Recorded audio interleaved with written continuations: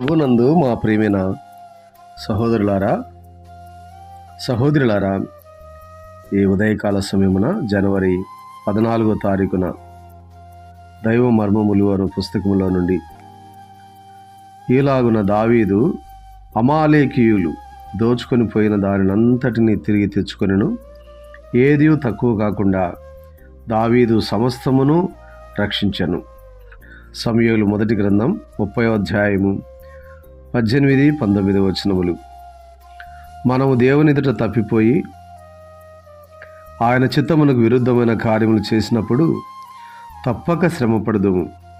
అట్టి సందర్భం ఒకటి దావీదు జీవితంలో సంభవించినప్పుడు అతడు బుద్ధి తెచ్చుకొని దేవుని యొద్దకు తిరిగి వచ్చి ఆయన యొద్ద విచారించెను. తత్ఫలితముగా దావీదు సమస్తమును సంపాదించుకొనెను. దావీదు వలనే మనము కూడా ఎన్నో తప్పులు చేయదుము. మనము తిరిగి జన్మించిన వారమై ఉండి ఆయన ప్రేమను రుచి చూచిన వారమై ఉండి ఆయన చిత్తం ఎలాగూ కనుగొనవలెనో ఎరిగిన వారమై ఉండి కూడా కొన్ని పర్యాయములు ఆయన చిత్తమును కనుగొనటలో తప్పిపోయి మన సొంత జ్ఞానముతో కార్యములు చేయదుము.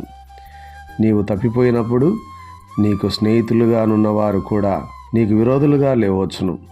అయితే తిరిగి ప్రభువునొద్దకు వచ్చి ఆయన చిత్తము నెరవేర్చి నీవు ఆయన రక్తము ద్వారా కడుగబడి క్షమించబడవచ్చును. ప్రభువు నీ తప్పిదమును క్షమించి ఉన్నాడని నీవు సంతోషింపవచ్చును. ప్రభువు వలన మరలా వాడబడవచ్చును. ఆయన సహవాసమును తిరిగి పొందుట వలనను ప్రార్థనకు జవాబు అనుగ్రహింపబడట వలనను నీ హృదయము గొప్ప సంతోషముతో నింపబడును. దేవుడి మాటలను దీవించునుగాక. ఆమెన్.